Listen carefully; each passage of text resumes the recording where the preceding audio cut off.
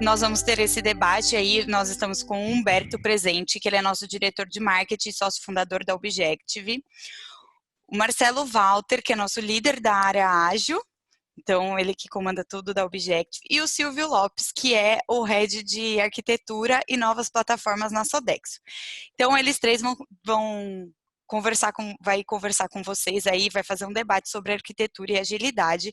Aqui embaixo vocês conseguem ter um espaço para perguntas e respostas, embaixo aqui no Zoom tem um Q&A, que assim que vocês perguntarem, vocês podem mandando as perguntas durante o webinar.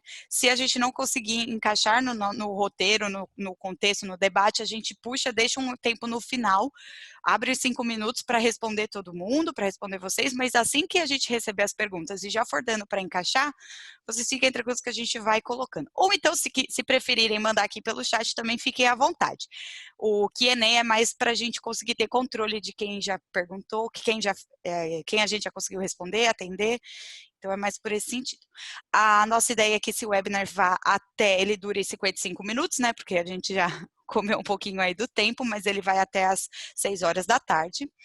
E qualquer dúvida que vocês tiverem ou qualquer problema aí na conexão, vocês podem ir me chamando, que eu vou deixar aí o palco para esses 3 feras, mas eu estou aqui no backup, qualquer coisa que vocês precisarem, tá bom? Então é isso, gente. Humberto, é com você aí para dar início aí no nosso debate. Obrigada, pessoal. Obrigado, Isa. Obrigado pela introdução. Boa tarde a todos. Eu gostaria de abrir aqui o papo contando uma historinha que aconteceu comigo nesses últimos anos. Eu comecei a conversar com vários founders de startups pensando em investimento e acabei tendo uma conversa em particular com uma startup de razoável sucesso, tá? Mais ou menos uns 5 anos de idade. E eles estavam seguindo ao pé da letra o livro de Lean Startup do Eric Ries. E, obviamente, num processo de desenvolvimento ágil, tá? E eles chegaram num ponto, uma encruzilhada na jornada deles, porque a escolha do stack de tecnologia, que atendeu muito bem no começo da empresa, começou a causar problema tanto de performance na aplicação, quanto de performance de construção, né? E aí a gente estava discutindo esses pontos, eu perguntei para ele o que eles já tinham considerado, o que estava impedindo eles de adotar alguma solução. E o problema é que eles estavam receosos de fazer uma alteração profunda na arquitetura da solução e introduzir muitos bugs e, no final das contas, perder cliente, né? Então, o stack tecnológico funcionou até aquele momento, parou de funcionar, era uma questão de banco de dados, né? E esse medo de perder clientes. Aí eu perguntei para eles o quão frequente eles faziam revisões na arquitetura da solução e eles me responderam basicamente que, como eles estavam usando o ágil, eles não tinham atividades de design ou arquitetura porque não era prescrito, não era necessário. O design, a arquitetura do sistema ia emergir durante a codificação de cada uma das tarefas. Tá? Essa história é uma visão comum, não foi uma startup, algumas startups me contaram histórias bem semelhantes. Não é só em startup, tive conversas desse tipo atuando em consultoria com alguns clientes. Vou começar com essa pergunta, né? Processo de desenvolvimento ágil não precisa de atividade de arquitetura, não precisa de design, é realmente algo que emerge do código. Então, começando com o Silvio, eu queria saber a tua visão, tua opinião desse assunto na tua experiência. Legal, obrigado Humberto, obrigado ao pessoal que está conectado aí, obrigado ao Objective pelo convite para participar dessa discussão tão divertida sobre arquitetura e agilidade, né? Será que a gente não precisa de arquitetura quando a gente fala de ágil, né? E será que quando a gente também fala de arquitetura, a gente está falando de alguma coisa contrária do ágil? Então, legal esse teu exemplo, e é legal, né, Humberto, como você falou, a gente partir de exemplos reais, porque analogia a gente tem muitas, mas quando a gente fala de exemplos reais que acontecem, né, a gente consegue tangibilizar, a gente consegue falar de coisas que acontecem no dia a dia de todo mundo, né? Eu acho que assim, vamos pegar esse exemplo. Então, se você começa um projeto, e eu acho que é super importante, e quando a gente fala de arquitetura também, é importante a gente entender em que cenário que a gente está inserido. Primeira pergunta, né? Você deu um exemplo de uma startup.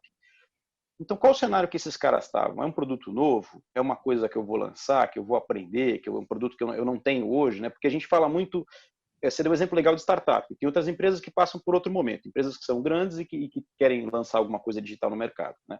Mas vamos pegar esse exemplo. Eu sou uma empresa nova, eu quero lançar um produto. Legal. A arquitetura vai emergir do código da equipe. Ok. Mas será que não valeria a pena a gente começar essa conversa olhando, e quando a gente fala de arquitetura, a gente olha principalmente para o negócio e quais objetivos de negócio eu quero chegar. Então, o que eu quero lançar? Por exemplo, essa startup quer lançar uma loja, um e-commerce, ela quer lançar um canal de atendimento digital, qual que é o foco dela? E será que na busca de soluções, claro que a gente sempre vai botar uma equipe para desenvolver, várias pessoas para pensarem juntas, mas será que é só codar? Esse é o ponto. Claro que codar é importante e a gente tem que começar a fazer alguma coisa. Ninguém consegue nada assim só também. Eu não acho que, né, assim, na experiência que a gente tem no mercado e de passar por algumas experiências, seja com empresas, já passei por algumas pequenas startups, algumas empresas grandes, né? Hoje estou numa empresa multinacional, grande, que tem desafios e tem os mesmos desafios, que mesmo com uma empresa grande eu tenho coisas que estão em place que eu preciso criar canais digitais, eu tenho novos produtos que eu vou lançar para o mercado. Então a gente passa pelos dois desafios. Mas pensando nesse exemplo, será que eu não posso, por exemplo, tirar proveito de componentes que já existem, ou de soluções as a service, por exemplo? Eu vou usar, será que eu vou codar alguma coisa e vou rodar numa infra as a service? Ou eu posso, por exemplo, pegar um serviço, uma plataforma que já tem em alguma cloud, em algum provedor, e posso tirar proveito para acelerar a minha solução? Então, quando a gente fala de arquitetura, o pessoal fala, mas aí é fazer muito upfront. Não, veja bem, eu concordo que se você pegar um projeto novo de um produto e você quiser desenhar todo o produto na primeira interação, nos primeiros sprints, ok. Isso é contra o que a gente fala de experiência, né, de aprender com o projeto, de aprender com a experiência do dia a dia, de aprender com a experiência do cliente usando o produto, ok. Mas quando a gente fala de arquitetura, eu acho que aí também a arquitetura upfront ela tem que sempre pensar em ser uma arquitetura adaptativa. Então, eu posso pensar assim, eu vou começar o meu projeto, por onde eu vou começar meu projeto? Que stack que eu vou usar de tecnologia? Vou usar um serviço na nuvem? Eu estou mirando, e qual vai ser minha interface? Vou ter uma interface gráfica com o usuário final? Vai ser uma interface que eu vou mirar na web? Eu vou usar mobile? A gente sempre pensa em mobile first, hoje não tem jeito, né? Se a gente pensar em qualquer produto que você vai lançar no mercado, o mais comum, se você vai ter interação com o ser humano, é pensar que você vai ter interação através do mobile. Então, puxa, o que eu vou, né? Ainda que seja um MVP, sabe, Humberto? Sabe aquela história do MVP? Será que o MVP que eu vou lançar, será que só uma página com um teaser para o cara cadastrar um e-mail para ver se alguém tem interesse no produto pode ser um MVP? Legal, pode ser um MVP, mas aí você pode, então tá bom, vamos fazer um HTML e vou colocar num lugar e vou postar, ok. Mas e qual o próximo passo além disso? Agora eu vou lançar o produto, agora eu vou desenvolver algo. Então, discutir arquitetura para mim é discutir qual a melhor solução pode atender meu negócio, de repente no curto, médio prazo. E claro, também, você precisa considerar a equipe que eu tenho conhece as tecnologias, vou tirar proveito do conhecimento que eu tenho aqui interno, vou trazer uma equipe externa, vou trazer um provedor. Então, tem vários caminhos. Discutir arquitetura, para mim, começa a discutir o negócio, onde eu quero chegar e como eu faço. E a agilidade, para mim, ela cola muito em cima disso. Porque se você pensar numa arquitetura adaptativa, onde você sai, bom, para este primeiro momento, ou para lançar um MVP, ou para colocar alguma coisa no ar, eu preciso deste stack, eu vou usar estes serviços. Isso me ajuda, inclusive, puxa, se eu usar, sei lá, infra as a service em tal provedor, eu vou sair mais rápido. Olha, tem uma plataforma que vou montar um e-commerce. Puxa, tem uma plataforma de e-commerce que eu posso utilizar, já está meio caminho andada. Isso é discutir arquitetura, é discutir a solução, como é que eu chego nas soluções que eu preciso, né? Então, acho que ela não é contraditória ao Agile, muito pelo contrário, ela ajuda com que você encontre soluções para conseguir colocar teu produto na rua mais rápido, né? E, claro, desde que você não seja o famoso xiita da arquitetura. Então, por isso que eu falei da arquitetura adaptativa, né? Você tem que ter noção de que ela vai evoluir com o tempo. Então, Marcelo, acho que essa expressão casa bem com escopo incremental, a arquitetura adaptativa com escopo incremental. Fala um pouquinho da tua visão. Deixa eu contar também uma historinha um pouco, algumas coisas que eu já passei. Há uns 3 anos atrás, eu dei uma palestra num evento lá nos Estados Unidos, e era um evento de arquitetura. Era o Saturn, o evento em San Diego, e eu fui falar de Ágil, eu e o Juliano. E a gente passou por uma situação, no mínimo estranha, porque a gente foi praticamente hostilizado nesse evento, porque o pessoal, assim, que a grande maioria do evento eram arquitetos, e eles viam a agilidade como algo que estava destruindo a arquitetura, né? Algo que vinha contra as bases de arquitetura. Mas aí, sim, a gente fez vários amigos lá e o que eu saí do evento é assim, cara, como é que, por que está sendo visto dessa forma? Por que existe esse conflito entre arquitetura e agilidade? E eu acho que tem muito a ver por um pouco disso que o Humberto falou, que as pessoas, assim, a partir do momento que eles começaram a focar em ágil e na entrega, eles praticamente pararam de ver completamente a arquitetura, assim, eles pararam de arrumar o código, de tentar deixar a coisa mais decente.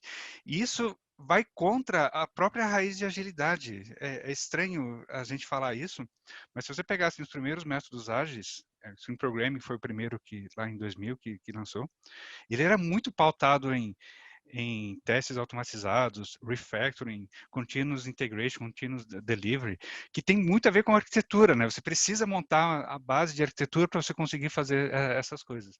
Mas ao longo do tempo, essas práticas foram caindo e aí, no ano passado, teve uma pesquisa que foi lançada e onde dizia que a maior falha do ágil era em qualidade de software. As empresas que iam para o ágil, elas estavam perdendo a qualidade de software que elas tinham conquistado. Aí, novamente, você fala, caramba, qualidade de software era uma das bases de agilidade. Aonde foi que a gente se perdeu, né? O que aconteceu? E eu acho que tem muito a ver com essa falta do investimento constante de fazer ao invés das pessoas fazerem arquitetura incremental, elas não fazem nada de arquitetura. Elas acham que ou é big design of the front ou é nada, assim, né? E é difícil as pessoas tangibilizarem que elas podem crescer essa arquitetura, fazer uma arquitetura que seja sempre factível com aquilo que está sendo construído no momento. Eu acho que, desculpa, Marcelo, mas acho que aí é o gancho perfeito para o nosso segundo ponto aqui. Então, arquitetura adaptativa, escopo incremental, não podemos abandonar, temos que fazer. Estamos sempre fazendo arquitetura, porque a todo momento estamos escolhendo a forma, estamos escolhendo algo, então, inevitavelmente estamos fazendo arquitetura. Mas aí vem a pergunta, o quanto de arquitetura a gente tem que realmente fazer? Como saber se eu estou fazendo big design upfront ou se eu estou fazendo o design correto, o investimento correto? Como é que eu tomo essa decisão? Legal, Humberto. Então, eu vou até... desculpa, para o Marcelo. Vai lá, Marcelo. Não, vai lá. Tá bom. Manda pau, Silvio. Manda pau. Vai lá, Silvio. Legal. Eu até queria pegar aqui, já pegando um Q&A aqui do Lucas Marques. O Lucas Marques fez a seguinte pergunta, que eu acho que tem a ver com o que a gente está falando agora. Então eu vou me adiantar aqui, tá? Ele perguntou aqui, será que a arquitetura não seria algo mais estratégico e as implementações do dia a dia ágil mais tático? Então eu vou pegar essa pergunta dele porque eu acho que tem a ver com o que você perguntou, Humberto. Então, qual a medida certa? O quanto eu faço de arquitetura antes? Então, eu acho que tem um tanto de estratégia, né? Como a gente falou na discussão anterior. Eu vou começar um projeto, então, de novo, qual o objetivo daquele projeto? Onde eu quero chegar com ele do ponto de vista de objetivo para a empresa? O que eu quero alcançar? Então, com isso, você pode pensar qual stack você vai usar de novo, quais plataformas, como é que você vai montar a equipe, como é que você vai montar o próprio ágil, né? Vamos combinar, quando você monta a equipe ágil, você faz também um pequeno design upfront e fala, bom, como é que eu vou organizar os sprints, como é que eu vou organizar a equipe, quem são as pessoas que eu vou colocar, os papéis que eu vou colocar. Então, assim, não tem uma medida certa da arquitetura, acho que não tem como a gente ter mas assim, um parâmetro eu preciso colocar, eu tenho sempre o objetivo de negócio de colocar algo para rodar, algo para experimentar, né? Até porque a ideia é sempre colocar um produto no ar para que o cliente comece a experimentar, a gente comece a ter experiência e poder evoluir. Então, a pergunta que eu faria, né, como cara de arquitetura, que embora esteja em arquitetura, todos os projetos que a gente fez de ágil na Sodexo, o Marcelo sabe desde o começo, o Humberto também, eu tive sempre envolvido em todos os projetos as iniciativas que a gente fez, porque a pergunta sempre é essa, se eu tenho um objetivo para alcançar e eu quero usar a metodologia ágil, porque eu vou ter iteração, eu vou ter escopo que vai mudando durante o tempo, então, como é que eu posso pensar em um stack de tecnologia, em uma arquitetura para atender isso? Então, isso é ser mais estratégico, porque, de fato, no dia a dia, o escopo vai mudar, eu vou criar as histórias, eu vou aprender, eu vou adaptando, eu vou entendendo como é que o produto vai se desenvolvendo, eu vou experimentando o produto, vou colocando o cliente para experimentar e vou mudando o produto. Agora, eu preciso ter, de uma forma estratégica, o mínimo possível para... vamos pensar, eu não tenho MVP, a gente precisa criar o MVA, é o Minimum Viable Architecture, né? Qual a arquitetura mínima viável para que eu consiga entregar alguma coisa, para que eu consiga entregar um MVP? E aí acho que isso está muito mais ligado, de fato, a um tema estratégico de como eu vou montar a equipe, de como eu vou fazer meu investimento em tecnologia daqui para frente, do que no dia a dia da criação das histórias que são um pouco mais táticas. Não sei se me fiz claro na analogia aí, pegando o... Sim, deu para entender. Certeza. Eu acho que a gente precisa efetivamente investir. A gente espera, geralmente, que a dor ela apareça lá no fim.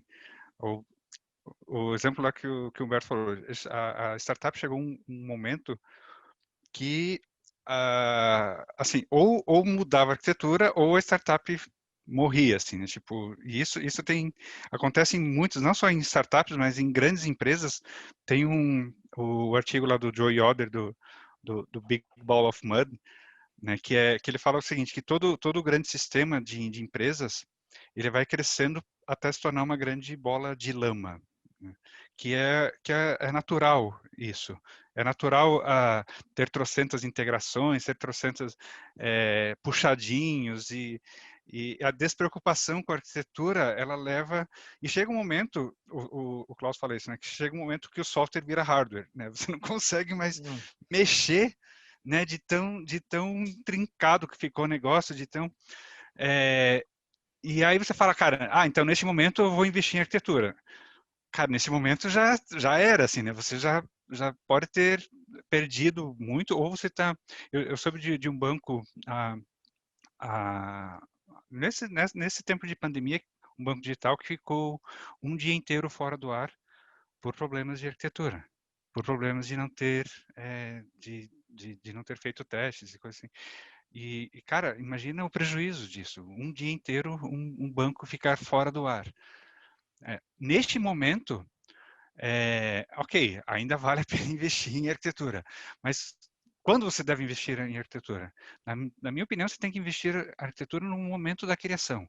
Desde o momento, a partir do início do projeto, você tem que separar X tempo, e aí eu falo 10%, 15%, 20% do tempo só para mexer em arquitetura. No início você não sente a dor, mas você começa a melhorar aquilo lá, e você faz isso de forma de investimento, para que você continuamente você consiga deixar sustentável o seu processo e o seu software. Então, assim, para mim tentando responder o quanto para o Humberto, quanto que a gente investe, no mínimo 5, 10% desde o início do projeto, para que isso seja uma rotina. Você faça a arquitetura algo efetivamente que vá melhorando o seu projeto ao longo do tempo e não só no momento que vem a dívida, né? Que aí geralmente essa dívida ela se torna impagável, né? É muito difícil conseguir pagá-la. É uma luta constante contra a bola de lama. Exatamente. E para não construir uma bola de lama, Humberto, vamos pensar, né? Você tem que pensar inicialmente que se você componentizar, por exemplo, se você tomar uma decisão simples de arquitetura, que é falar assim, sei lá, eu já vou criar aqui a minha aplicação de forma componentizada. De repente, você não cria uma grande bola de lama, você cria pequenas bolinhas e é mais são fácil. mais gerenciáveis. É mais fácil você lidar com pequenas bolinhas do que uma grande bola de lama, né? É uma decisão de arquitetura de software, mas é uma decisão de arquitetura que você está, né, no começo. Eu vou botar um pouquinho de pimenta aqui. Eu tenho uma visão de arquitetura bem simples. Para mim, comentei com o Silvio e com o Marcelo Walter na nossa preparação da apresentação. Para mim, o software ele tem que respeitar os requisitos funcionais e tudo aquilo que é livre dos requisitos funcionais e não funcionais, tudo aquilo que é livre, faz parte de arquitetura. É a forma do teu software. Então, se no teu na tua lista de requisitos não está especificando qual que é a linguagem que você vai usar, isso é uma decisão de arquitetura para mim que compete a essa atividade. E eu acho interessante assim, a gente, lá na época do Waterfall, a gente dedicava cerca de 20 a 30% do projeto para atividades de arquitetura, né? Lá tinha lá os 10% de análise, 20, 30% de investimento em arquitetura e depois o pessoal saía codificando, né? E a gente sabe que o sucesso lá não era tão bom nesses projetos, né? Por causa que o escopo mudava, mas também tínhamos problemas de qualidade também. Não era tanta qualidade assim, a gente também tinha problema. E sempre me surpreendeu isso. Pô, então eu vou pensar menos na arquitetura e vou conseguir ter mais qualidade? Não faz muito sentido. Não faz muito sentido para mim. Então, aí a questão para mim, quando a gente pergunta de quanto investir, e aí o Marcelo Walter deu uma medida clara de 10 a 20%, mas obviamente o quanto investir naquele momento, para mim isso é uma decisão tática mesmo. No dia a dia, você tem que ter visibilidade da tua arquitetura, você tem que conseguir enxergar ela e você tem que olhar se ela continua sendo interessante, ela continua sendo positiva no teu projeto e você tem que se acostumar a mudar ela. Aí a frase que o Silvio colocou, arquitetura adaptativa. Você tem que estar preparado para poder mudar a sua arquitetura sem perder cliente. Acho que essa para mim é isso. Então, para mim, existe uma decisão estratégica de arquitetura, mas existe decisões táticas de arquitetura que precisam ser tomadas. Você precisa pensar se a escolha de componentes que você decidiu, a escolha do banco de dados, a escolha da plataforma tecnológica, continua fazendo sentido e se você tem que mudar. E você tem que estar preparado para fazer essas mudanças. MVP, né, quando a gente fala de startup, mínimo produto viável, eu acho que o pessoal não entendeu ainda o que é esse viável. Viável é com qualidade, viável é sustentável. Sustentável. Você precisa estar preparado para fazer as mudanças de escopo, pivotar e ainda assim manter a qualidade, continuar sendo viável. Viável para. Eu vejo muita gente falando de viabilidade e protótipo, né? Falando que MVP e protótipo. Não. São coisas diferentes. Protótipo é para você testar um conceito ali, alguma coisa bem específica. Não, o produto viável é um produto viável. Tá? É um produto, né? Um produto completo, né, Humberto? É um produto, né? MVP não é meio produto viável, né? Exatamente. É produto completo viável.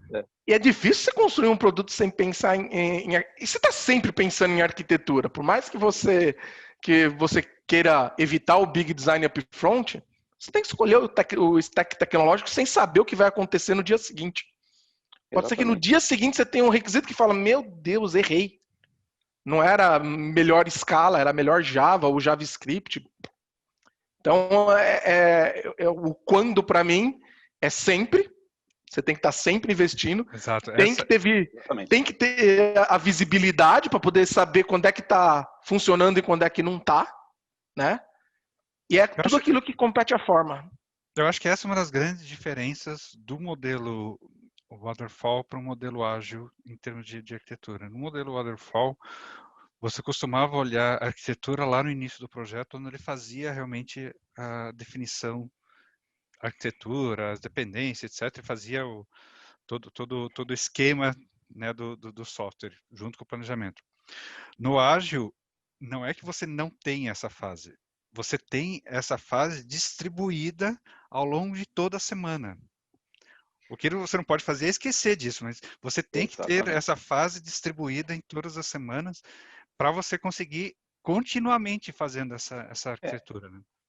Eu acho que mesmo no ágil, Marcelo, eu até entendo que no começo do projeto você vai investir um pouco mais em arquitetura, porque você tem que tomar certas decisões que você, como a gente, né, você mesmo falou, Humberto também, se você não tomar certas decisões no começo do projeto, para começar, pelo menos, para ter poder apresentar alguma coisa, poder finalizar alguma coisa, para ter um produto, e como falou o Humberto, um produto completo, viável, né?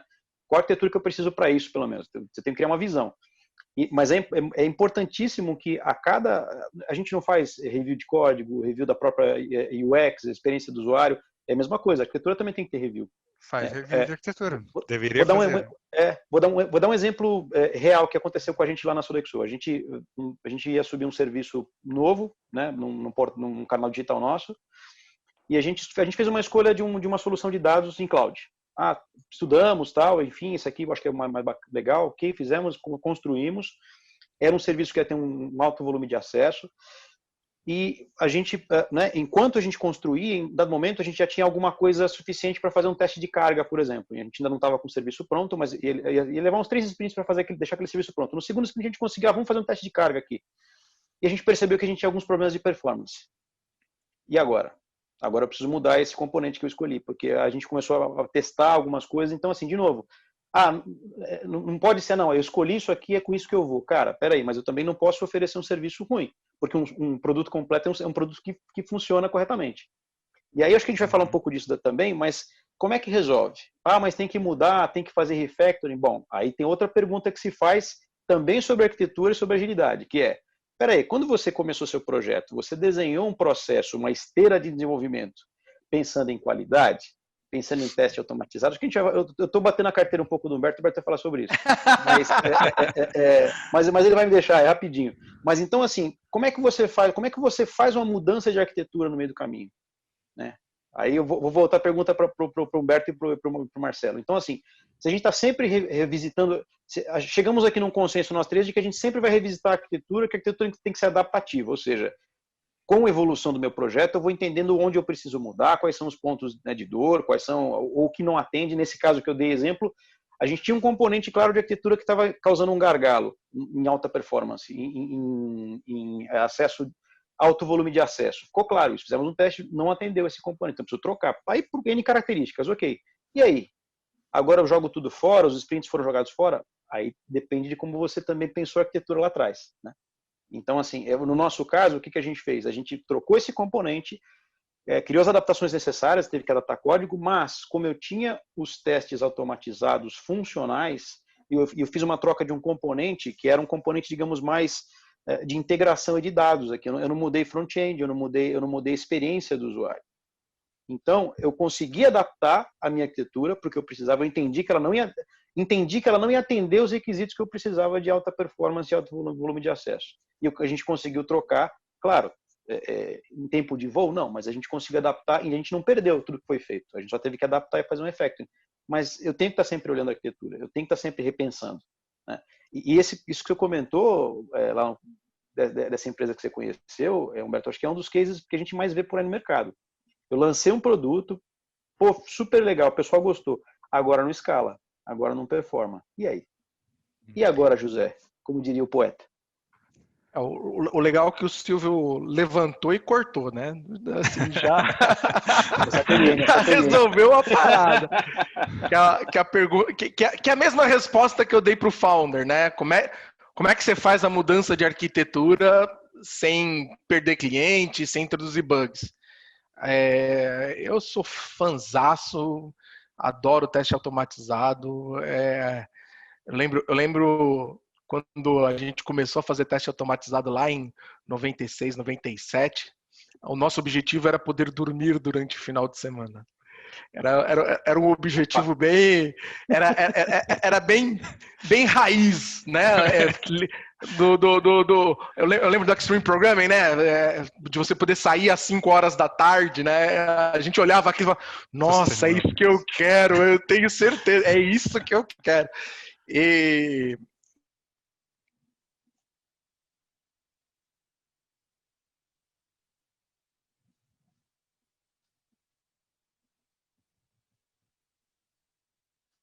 Vocês estão me ouvindo? Agora sim. Deu uma travada, né? Isso. Então, rolou um let it go aí. Então, quando a gente fala de arquitetura, e mudança de arquitetura, a gente fala automaticamente refactoring. E quando a gente fala refactoring, é muito bom usar o conceito, né, de refactoring, melhoria de design sem mudar o comportamento. Isso, para mim, é basicamente o dia a dia de arquitetura num projeto ágil, você fazer refactoring, alguns refactorings pequenos, alguns refactorings maiores, mas sempre usando o teste automatizado. É isso que eu ia falar também. Refactoring só funciona com testes automatizados. Por que refactoring só funciona com teste automatizado?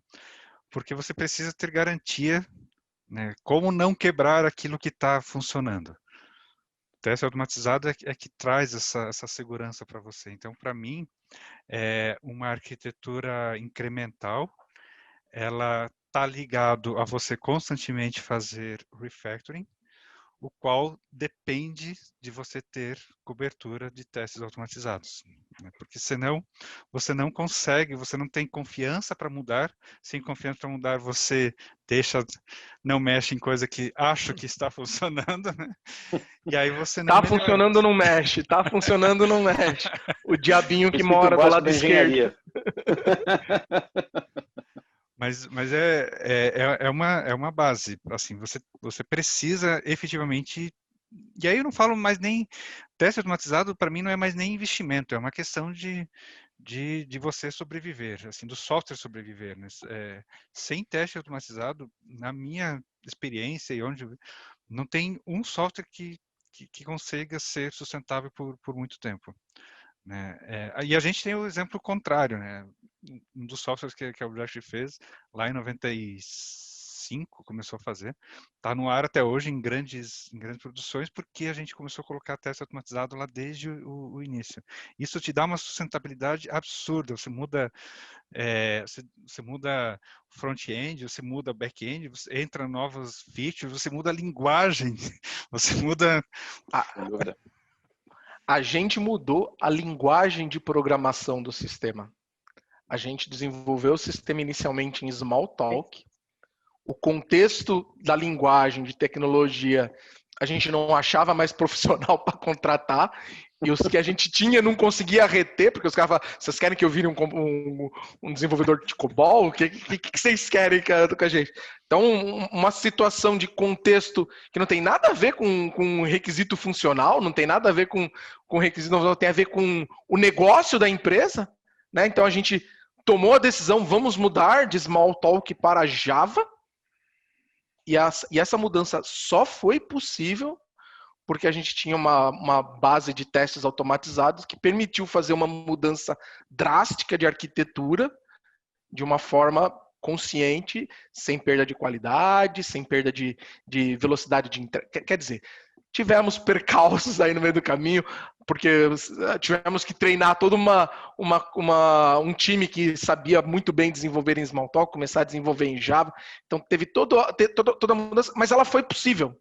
Ela foi viável. Por quê? Porque estava dentro da cultura do nosso time, da cultura do nosso processo, fazer mudanças de arquitetura. E a gente tinha o teste para garantir que essas mudanças seriam viáveis. Então, essa é uma mudança gigantesca, uma mudança estratégica, né? Mas quantas mudanças pequenas foram feitas no dia a dia, no desenvolvimento de novas features, para atender pequenas mudanças de contexto, né? Só pegando o gancho aqui e tentando responder também um pouco lá que o Silvio tinha falado lá de o review de arquitetura, a gente costuma fazer uma dica daí de como você fazer isso. Geralmente você tem num desenvolvimento de software, um processo de desenvolvimento de software, você tem as histórias, os épicos, as histórias e as tarefas, né? Então, as tarefas são no terceiro nível, é onde ocorre a codificação da coisa, né? Onde é o desenvolvedor implementando, as histórias são as features, né? E os épicos são os módulos. O que a gente costuma fazer? A gente costuma fazer o seguinte, review de código está no terceiro nível, que é no nível de desenvolvimento. Review de arquitetura está no segundo nível, que é o review das histórias. Por quê? Porque quando você faz uma feature nova, você planeja a arquitetura dela, aí você quebra em tarefas, o pessoal, os desenvolvedores vão lá, codificam, etc, etc. E antes de subir a história, eu faço um review da arquitetura, que é o conjunto de todos aqueles... Porque se você fizer isso em nível de código, você ainda não tem o todo, você ainda não tem arquitetura completamente ali, você tem... Então, a gente viu que é melhor você fazer o review de arquitetura no segundo nível, de feature. Então, eu olho se a arquitetura que eu tinha planejado em nível de feature, ela está aderente ainda, ou se eventualmente, durante o processo do momento, eu descobrir alguma outra coisa que precisa mudar. Mas essa fica uma dica aí para sim, colocar o processo de review como parte da homologação da feature. o review de arquitetura. E esse review de arquitetura ele só vai ser eficiente, ele só vai trazer resultado se você tiver visibilidade de arquitetura. Se você só olhar teu código no nível da tua IDE ali, do teu Eclipse, do teu IntelliJ, ou do teu Sublime, sei lá eu qual IDE agora o pessoal está utilizando, você não vai ter visão de arquitetura. Você precisa realmente ter uma visão de arquitetura, uma visão dos seus componentes, das suas funções, das suas classes, como elas estão integradas, seus componentes mais de alto nível, para você poder avaliar e tomar decisões. Se você não tiver isso, você não tem revisão de arquitetura, você tem um bate-papo. Então deixa eu fazer uma pergunta para você, Humberto, agora, já para você continuar. Como faz para ter visão de arquitetura? Como a gente sempre fez, como a gente sempre fez para ter visão de arquitetura, né? Eu acho que tem uma coisa que a gente tem inerente desde 97 é muita preguiça, né? A gente tem uma preguiça e a gente tende a querer automatizar tudo que a gente encontra, né? Tudo que é possível automatizar, a gente gosta de automatizar. Então, você ter uma visão de arquitetura calculada automaticamente a partir dos artefatos que você está desenvolvendo é espetacular, tá? É espetacular. Por quê? Porque isso te dá te dá certeza de que você está com uma coisa atualizada, não é algo que vai, porque alguém esqueceu de mudar um modelo, você perde ela, né? Então, eu tipicamente, eu gosto de aquilo que é inerente ao software, a arquitetura direta do software, eu gosto de produzir automaticamente, através de inspeção no código automatizada, e eu gosto de ter um modelo de arquitetura de alto nível, olhando os vários componentes sistêmicos, porque esse é mais fácil de você dar manutenção e é muito útil para você entender no alto nível como é que essas peças estão se comunicando. E, por último, o que eu gosto também de criar são alguns testes de exposição de arquitetura, vamos dizer assim. Tá? São alguns cenários de teste, seja escritos em uma linguagem de alto nível, né? Uma DSL, uma linguagem de alto nível, onde você consegue, lendo o teste, você consegue verificar como o sistema se comporta num nível arquitetônico, e você consegue executar e garantir que aquela linha não perdeu valor por causa de uma mudança qualquer que aconteceu no teu código por baixo. Então, eu gosto desses 3 artefatos. Aqui são os artefatos que eu acho mais interessantes. Modelos tradicionais, quando a gente está falando em componentes sistêmicos, modelos de classes, modelos funcionais extraídos direto do código, e cenários de testes de alto nível mostrando como que as peças se relacionam. Ou seja, completando o que você está falando, Humberto, e o tema do Marcelo, esse tema aqui, nós vamos ficar aqui até umas 3 horas da manhã, isso, né? Tem muita coisa legal para falar. Mas sempre que a gente investe em qualidade, todo mundo ganha. E aí eu lembro sempre daquele V da qualidade, que você está falando aí, Humberto, é que você sai daquele teste, né? Qual que é o mínimo teste que eu consigo fazer? Qual que é o mínimo que eu consigo investir em qualidade? É um teste unitário de uma classe? É um teste... Eu posso passar para um teste um pouco mais elevado de integração entre, talvez, componentes, ou ainda em nível de software, mas depois eu vou testar a user story, vou fazer o teste funcional. O que mais eu posso testar acima disso? E de novo, então, mais um motivo para você investir em qualidade é arquitetura, porque você precisa garantir que aquilo que você está desenhando, aquilo que você está criando e que está crescendo, porque é isso, né? Vamos lá, a cada sprint o código vai crescer e você vai crescer em componentes, vai crescer em soluções e principalmente, uma coisa que eu acho que hoje talvez as pessoas às vezes ainda pensam muito na minha cabeça, eu tenho aqui um software, eu tenho aqui, eu estou construindo um software, estou construindo um sistema para atender alguma coisa. Só que nada existe hoje no mundo isolado. Eu sempre vou falar com outro sistema, com outra aplicação, com outro parceiro de negócio. Então, como é que eu integro isso com uma outra solução? E como é que eu garanto a qualidade daquilo que eu estou construindo, também em relação a uma integração que eu tenho do outro lado? né, que eu não controlo. Nem sempre eu controlo. Eu posso ter o meu sistema, e tudo bem, até que eu posso tentar controlar ao máximo a minha entropia. Eu posso tentar. Eu posso ter o máximo de testes, de validações, de ponto de checagem, de novo, disciplina. Eu tenho disciplina para checar tudo aquilo que eu tenho. Só que geralmente eu vou interagir com outros componentes e outros elementos externos e que talvez eu não tenha o controle sobre eles. Então, quando a gente fala em arquitetura, também é olhar se aquilo que eu estou construindo está interagindo bem com o mundo. E o mundo pode mudar, o outro componente pode mudar, o outro parceiro pode mudar. E como é que, então, de novo, se eu investir em qualidade, eu vou ter saving de retrabalho, o básico, todo mundo já sabe. Se eu investir em qualidade, em teste, eu vou salvar retrabalho, eu vou evitar colocar bug em produção.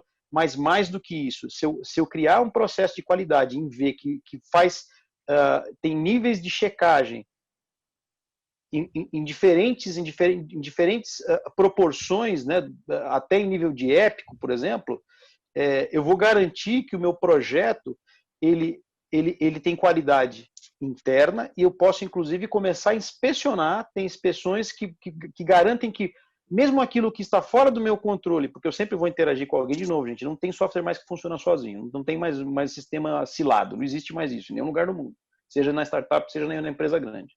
Então, eu preciso garantir que a minha arquitetura tenha inspeção daquilo que eu posso controlar e que, quando ela interage com algo fora do meu projeto, com algum parceiro ou com algum cara externo, eu também tenho que garantir que aquilo seja uma arquitetura de transferência de dados, de integração de APIs, sei lá, de chamada, qualquer tipo de chamada que eu tenha, RMI, enfim, qualquer tipo de integração que eu tenha com algo que está fora do meu controle, a arquitetura também é fundamental para garantir que aquilo funcione. Então, o recado é que você já deu, Humberto, invista em qualidade. Invista em qualidade e em automação da qualidade. Porque isso vai permitir que você escale o projeto e que você possa ter essa arquitetura adaptativa. Senão, a cada hora que você tiver que mudar a arquitetura, vai ser uma dor, né? Vai ser aquela dor de dente que não deixa você dormir à noite, aquela que te tira o sono. Eu vou fazer uma pergunta um pouco mais provocativa em cima disso daí. Eu estava olhando esse dia aquele reporte lá, State of Agile, eles lançam lá como é que está a agilidade no mundo inteiro aí. E aí tinha uma pergunta voltada mais sobre práticas de engenharia de software, como é que as empresas ágeis estão aplicando isso.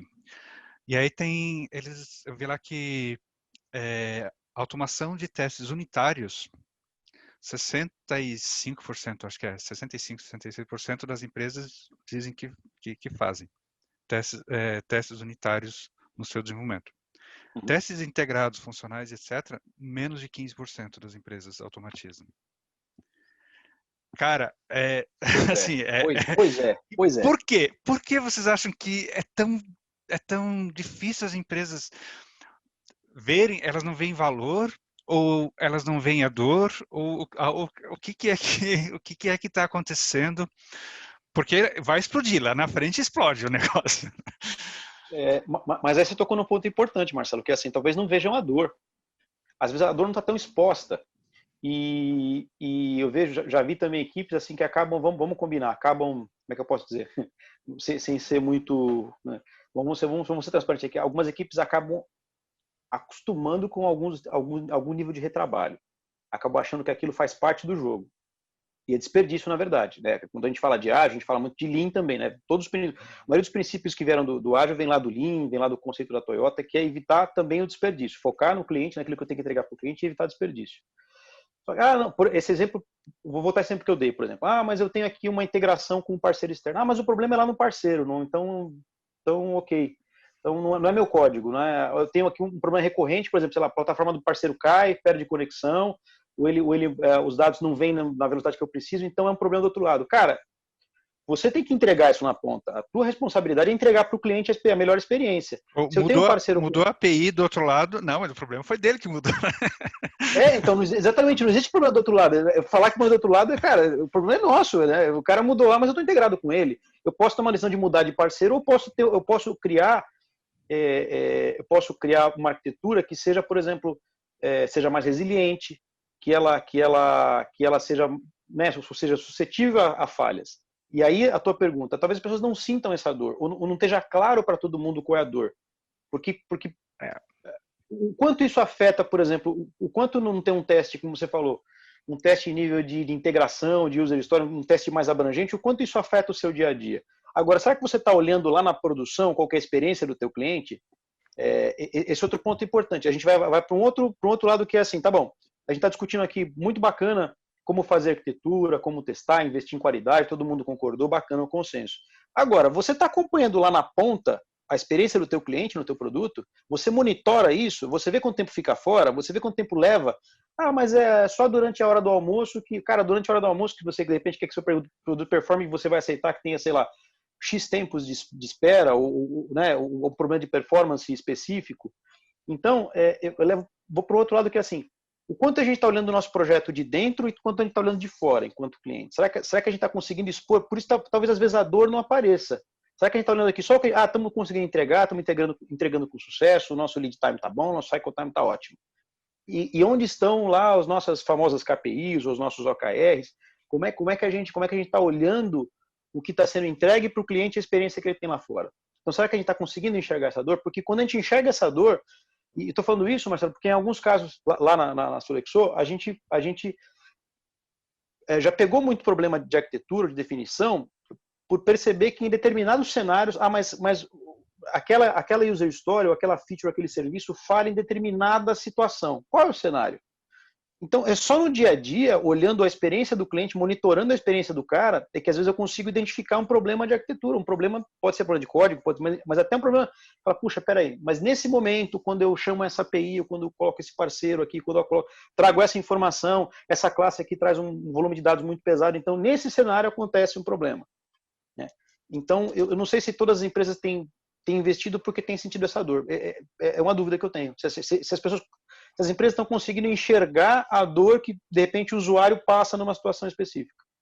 Eu tenho uma visão que vem mais da psicologia aí, tá? Para mim é uma... Psicotecnologia. O ser humano, né? Os desenvolvedores são seres humanos. Há quem diga que não, mas eu sou desenvolvedor. Nós somos seres humanos. É uma questão de proximidade, tempo e intensidade, na minha opinião. O teste unitário, ele ajuda o desenvolvedor exatamente na hora que ele está codificando, para ele pegar e conseguir evoluir o código dele sem quebrar o que ele acabou de fazer. Então, é uma dor muito próxima, pessoal, e de uma intensidade alta, porque é um saco se desenvolver e perder e refazer e tal. Então, o ciclo de feedback e de resolução da dor, ele é muito curto. Um teste funcional, ele leva mais tempo para executar. Ele está endereçando uma dor que vai acontecer lá na frente, lá num outro momento, e não necessariamente aquele desenvolvedor. Então perde pessoalidade. Então é muito mais difícil para nós, seres humanos, resolver problemas desse tipo, quando a dor não é pessoal, quando a intensidade não é na hora e quando o tempo é distante. É o problema do Covid, problema da questão ambiental, todos esses problemas que não estão afetando a gente na hora, é muito mais difícil, é muito mais complicado você investir. O teste unitário, você tem ferramenta, é muito fácil do cara pegar, criar, ajuda ele na hora, ele é bem mais fácil de implantar. Na minha visão, é por aí que vai o diagnóstico da situação, Marcelo. Então tem uma forma, que eu acho que até a gente já tem alguns casos desses, de você endereçar para que essa dor se torne mais individual. Que é você pegar e colocar os testes funcionais serem executados no commit de qualquer desenvolvedor. Porque aí você traz a dor, né, assim, aquela dor pro individual, para aquilo lá. É um teste funcional, né, mas ele tá sendo executado na hora que você está desenvolvendo como teste unitário. Mas ainda você tem a barreira de todo o time colocar o framework para funcionar. investir nesse negócio, que vai resolver um problema que não está ali na frente, o prazo que você deu já está chegando, a sprint está acabando, eu tenho time to marketing, então... Esses são os desafios de sempre, né? Como fazer com que as pessoas entendam que é necessário esse investimento, sendo que eu tenho todos esses desafios ilimitantes, né? O tempo, o prazo, o custo, etc. Aí eu acho que é importante o time pensar junto em o que eu quero colocar na rua, qual produto que eu quero. De novo, por isso que eu volto na experiência do cliente. Eu sei que eu entendi seu ponto, Humberto, e de fato, né, a psicologia explica muito.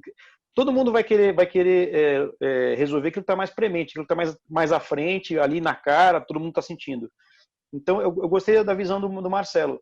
Eu preciso trazer para o time essa visão de que, sei lá, pensar como é que, de repente, eu invisto num teste um pouco mais compreensivo, um teste um pouco mais abrangente, para que eu consiga mostrar, eu preciso amplificar essa dor. Se eu tenho uma dor, eu preciso amplificar essa dor, para que todos sintam ela, para que todos entendam que é necessário. Enquanto a gente não amplifica, às vezes, essa dor, ela fica muito ali inerente e tal, a gente vai convivendo com ela. Isso que a gente não. E aí, de novo, voltando em arquitetura, quer dizer, tudo isso, para mim, que a gente está discutindo, tem a ver com arquitetura, tem a ver discutir como eu evoluo a forma que eu estou desenvolvendo hoje, como é que eu posso passar para um outro nível de compreensão, de inspeção, de verificação daquilo que eu estou construindo. Vamos, tá faltando 5 minutos para 6. Tem aqui 3 perguntas. Tem 4 perguntas, eu acho. Que eu acho que dá para a gente. Chat aqui também, mas eu vou pegar elas aqui, ó. Dentro da experiência de vocês, o Lucas Marques, tá? Poderiam citar alguma decisão arquitetural que precisou ser revista e foi muito cara de ser alterada? A gente citou aqui a mudança do Smalltalk para o Java. Foi dolorido, custou pra caramba, foi um processo longo, mas aconteceu. Você tem alguma, assim, Silvio, que você possa citar? Então, a gente teve essa que eu citei rapidamente, que a gente não vou lembrar agora de cabeça, mas a gente tinha escolhido um banco de dados XPTO em cloud, na nuvem, para uma solução X, para colocar um serviço no ar. E, sei lá, era uma coisa para entregar em 3 sprints. No meio do segundo sprint, a gente percebeu que eu tinha um problema com esse cara. E a gente até acionou o parceiro de cloud, ver se era alguma questão até de tuning, etc. Mas assim, a gente viu que por N fatores a gente ia gastar muito tempo com tuning, talvez não fosse resolver, então a gente decidiu mudar totalmente. Cara, não vai ser com esse banco de dados, vai ser com esse. Mas o que eu tenho que mudar? É só driver? Não, tem que mudar porque ele tem características diferentes. Eu tive que mudar código. Esse serviço que eu ia entregar em 3 sprints, a gente conseguiu entregar em 4. Mas porque eu tinha automação de testes. Então, assim, quando eu comecei a desenvolver esse serviço, eu já desenvolvi os testes automatizados funcionais. Então, no meio do caminho, a gente decidiu trocar o componente de banco de dados de cloud, mas eu tinha os testes automatizados. Então, sei lá, com um sprint a mais eu consegui entregar, mesmo tendo que fazer um refactoring de arquitetura no meio do caminho. Tá? De novo, graças aos testes automatizados. Então, esse é um exemplo real mesmo. Legal. O Ademir Silva aqui perguntou: quais as práticas mais utilizadas para decompor monolitos? Eu gosto... monolitos é o Big Ball of Mud. Já virou, né? Já virou. Não, tem muita gente que, quando você começa a falar de arquitetura ou mesmo de teste automatizado, você fala de mudança de arquitetura, e começa a falar que você precisa colocar teste automatizado, o cara fala, mas aqui é um monolito, eu não consigo fazer nenhum teste, não tem jeito. E na prática, eu acho que tem jeito. Alguns lugares são um pouco mais fáceis, outros um pouco mais difíceis, mas usar mocking de classe é uma coisa bastante interessante. O que a gente costuma fazer quando você vai precisar fazer mudanças arquiteturais que você precisa, então, de uma base de teste automatizado. Uma das práticas é você colocar teste só em cima dos bugs. Você estabelece uma lei que é a seguinte: qualquer novo bug precisa estar coberto de teste automatizado. Você não precisa cobrir todo o seu monolito de teste. Cobre só os bugs. Mas como é que eu vou cobrir isso? Você isola a parte lá do bug, das classes que estão envolvidas no bug, através de mock de classes. Ou seja, eu simulo o comportamento ali para trás só para conseguir fazer um pedacinho. Assim você vai colocando um teste atrás do outro. Então você começa primeiro nos bugs, daí depois você vai para as novas funcionalidades. E aí depois só que você começa a entrar no seu monolito mais para dentro.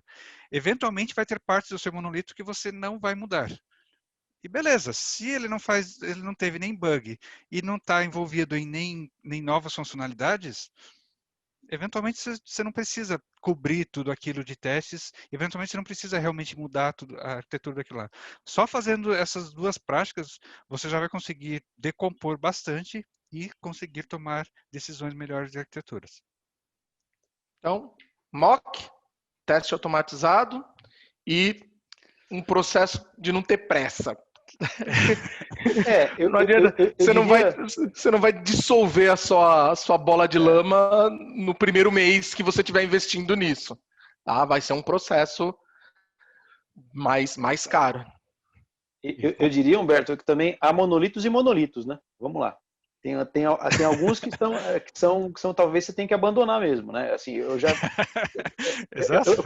concordo totalmente com a abordagem do Marcelo, acho que é uma ótima abordagem, não vou colocar nada em cima, assim, mas eu já tive algumas situações em que a gente teve, por exemplo, assim, cara, tá, eu tenho um monolito aqui que presta esses N serviços, sei lá, 20 serviços.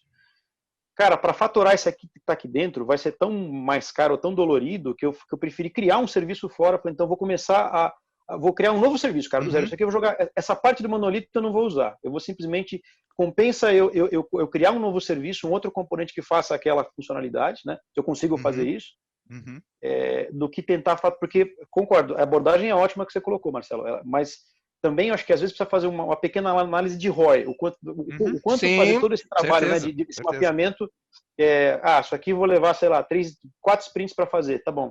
Tá, mas peraí, se eu construir um serviço novo e abandonar esse aqui, esse aqui eu faço em 1 sprint, 2 sprints, sei lá. Então, de acordo com o teu conhecimento, com a complexidade daquele refactoring, pode ser que você parta para uma abordagem de vou criar um serviço novo. Tá? Então fica eventualmente até você criar um novo, ele gaste um pouco mais, mas daí você consegue mudar, né? Você ganha a flexibilidade. Então, eventualmente vale a pena fazer isso. Os bancos utilizaram essa estratégia, né? Muita da estratégia dos bancos de modernização da plataforma tecnológica deles foi usando isso, removendo funcionalidades do core para novos serviços, né? E modernizando aos poucos. E aquilo que não dá para mexer, não mexe. Então, alguma coisa pode ser que fique lá, né? Eu lembro, eu não vou contar, mas eu trabalhei num lugar um tempo atrás que tinha um servidor com uma solução lá que tinha, num data center assim, que tinha um monte de, como é que chama, aquele santinho do Santo Expedito em cima assim, era proibido mexer. Esse servidor não pode ser desligado em hipótese alguma. Pode acabar o mundo e esse servidor não pode ser desligado. Aquilo é um exemplo de um monolito que você fala assim, cara, esse aqui, até que eu crio um serviço novo, ele fica aqui quietinho, não mexo nele, um dia talvez eu jogue ele fora. Vou puxar aqui mais algumas perguntas, tá? O Fausto perguntou, a automação de testes é mais arquitetura ou mais agilidade? Cara, para mim é as duas coisas. Eu acho que aí é onde a gente está chegando no tema em que, né, estamos chegando aqui no finalzinho, mas vamos pensar, se a nossa brincadeira aqui, o título do nosso webinar de hoje foi arquitetura versus agilidade, acho que a gente está conseguindo enxergar que não é versus, cara, é mais, tem que somar, né? Então, acho que a automação de testes é uma soma. Se eu invisto em automação de testes, eu estou melhorando o meu processo, estou tornando mais ágil, porque eu consigo, de repente, entregar mais, criar uma esteira de entrega melhor, com mais qualidade, com mais agilidade, ao mesmo tempo em que eu posso, em que pensar nisso também é pensar arquitetura, é pensar em como eu estou construindo não só o meu produto, mas como eu estou construindo o produto e como eu estou investindo na forma de construir o produto. Investir na forma de construir o produto é investir em qualidade e investir em arquitetura também. Então, as duas coisas.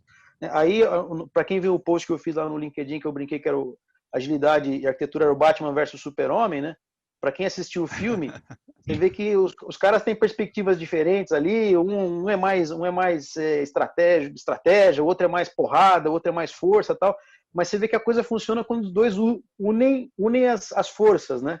quando o cara que, bom, eu tenho a força para fazer, cara, mas eu tenho uma forma aqui estratégica de pensar. Quando a gente une as duas coisas, a gente consegue um resultado melhor. Então, tem que ser a soma das duas coisas. Para mim, teste automatizado, ele tá como base das duas coisas, de agilidade e arquitetura. Sem teste automatizado, você não consegue evoluir a arquitetura. Sem teste automatizado, você não consegue ter maturidade ágil. Para mim, ele é uma base para as duas. Eu costumo dizer que se você está desenvolvendo software com mais de 3 pessoas, você precisa do repositório de código, você precisa de um issue tracker e você já precisa de teste automatizado para você poder fazer a arquitetura. Aí o processo ágil ou não ágil fica a gosto do freguês. Isa, temos tempo para mais perguntas? Olha, gente, eu olhei aqui, ainda estamos com bastante participantes, ainda tem, a maioria ainda continua aqui, então eu acho que a gente pode fazer mais uma perguntinha assim, estender até 6h10, o que vocês acham? Fechou? Vai a última pergunta, Fechou. então. Então vamos. Essa daqui é para a gente terminar no bar, tá? Então, vou pegar uma cerveja lá, peraí. Alguma dica de quando não ir para microserviços e deixar monolítico? Então, a palavra da moda hoje, né? Microservices. Então, quando é que eu devo me manter no monolito e não ir para microserviços? Tá, vou tentar responder então primeiro, depois deixar o Silvio pensar mais um pouco aí. Obrigado. Esse é amigo. Então, microserviços é a palavra da moda, né? E tem muita gente indo para microserviços. É interessante que eu já vi muita gente indo até sem saber o porquê, só porque todo mundo só fala em microserviços, nós também temos que ir para microserviço. Só que microserviços também tem o seu problema, né? Qual que é um dos maiores problemas? E aí a gente pode falar até de testes automatizados. Com microserviços, você fazer testes funcionais, testes de integrações, testes end-to-end fica bem mais complicado. Fica assim, por quê? Porque os microserviços geralmente eles estão em serviços separados. E você, para fazer um teste de uma funcionalidade end-to-end, você precisa fazer com que todos esses serviços separados subam ao mesmo tempo. E você precisa fazer isso. Você tem que cuidar dessa conversa entre todos os microserviços. Então, microserviço ao extremo traz esse problema. Ele dificulta. Enquanto que no monolito, um teste funcional, cara, ele está dentro do monolito, assim, tipo, ele não tem meio como sair dali, né, assim, tipo, ele já está ali, é muito mais fácil. Então, ao meu ver, você tem os problemas do monolito, mas você tem que ir mudando para microserviços, enquanto isso não seja mais custoso de você testar do que os problemas que você tem com o monolito, né? Enquanto você conseguir gerenciar a automação de testes funcionais nos microserviços, vá para os microserviços. Chega um momento onde você fica microserviços tão micros que o custo de manter aquilo, a gestão de tudo aquilo é tão ruim ou despende tanto que você deveria, na realidade, pensar em ok, eu acho que agora a gente quebrou um pouco demais, eu tenho que juntar um pouco mais as coisas. Eu vou dar minha resposta. Microserviço para mim virou o martelo e todo o problema virou prego. Tudo se resolve com microserviço. Isso para mim é preguiça arquitetural. Não queremos mais pensar sobre arquitetura, então vamos resolver tudo com microserviço. E microserviço vem com ônus grande, tá? Microserviço ele tem os seus benefícios, mas o custo de você manter uma estrutura de microserviço. Quando a gente fala de microserviço, estilo do Twitter, estilo do Netflix, onde cada componente realmente pode ter um stack tecnológico completamente diferente de outro, tá? Então, ele vem com custo e é muito mais complicado, tá? Não é à toa que no primeiro e no segundo ano de faculdade, você basicamente está mexendo com tecnologias síncronas. E você só começa a mexer com problemas assíncronos no terceiro e no quarto ano, porque é bem mais complicado. Então, eu acho que uma boa parte do pessoal acredita que a gente precisa de microserviço para resolver um problema que, eventualmente, componentização resolve. Isso. Você não precisa mudar a arquitetura de como os sistemas se comunicam. Pode ser ainda dentro da mesma plataforma tecnológica, dentro do mesmo stack, mas é importante você ter uma arquitetura de componentes. Eu acho que há um pouco de confusão em cima disso, tá? Eu vejo que a maioria das soluções das arquiteturas sistêmicas, elas se beneficiam de uma arquitetura de serviços, né? Então existe a sincronia de comunicação entre vários serviços, mas você está lá dentro de um sistema transacional, você quebrar muito em microserviço, não é claro o ganho em todos os cenários. Então, é a pergunta com a resposta chata do depende do contexto. Então, dado um contexto, claro. Você vai para microserviço, mas dado outro contexto, você vai e você tem que analisar a situação mesmo. Só deixa eu fazer um disclaimer antes da resposta do Silvio. Eu já vi gente falando assim, eu não posso fazer teste automatizado porque o meu software é um monolito, não é microserviço. Uma coisa não depende da outra, é só fazendo esse disclaimer. Uma coisa não depende da outra. Você pode fazer testes aqui e lá. Vai lá, Silvio. Não, aliás, pegando esse gancho, acho que tem que começar por aí, né? Primeiro você prepara os testes, porque se você vai fazer uma mudança, tem que ter preparado os testes para mudar de A para B. O outro ponto que o Humberto colocou é a pergunta clássica: que problema você quer resolver? Então, para dar um exemplo clássico, como o Humberto falou também, a gente tem lá uma plataforma nossa que também é transacional, extremamente baseada em Oracle, lá, enfim, um monte de PLSQL, etc. Aí, como é que eu faço isso? A gente tinha um problema com alguns componentes que eram muito complexos de mexer, muito complexos para o dia a dia, então baixa produtividade. O que a gente começou a fazer?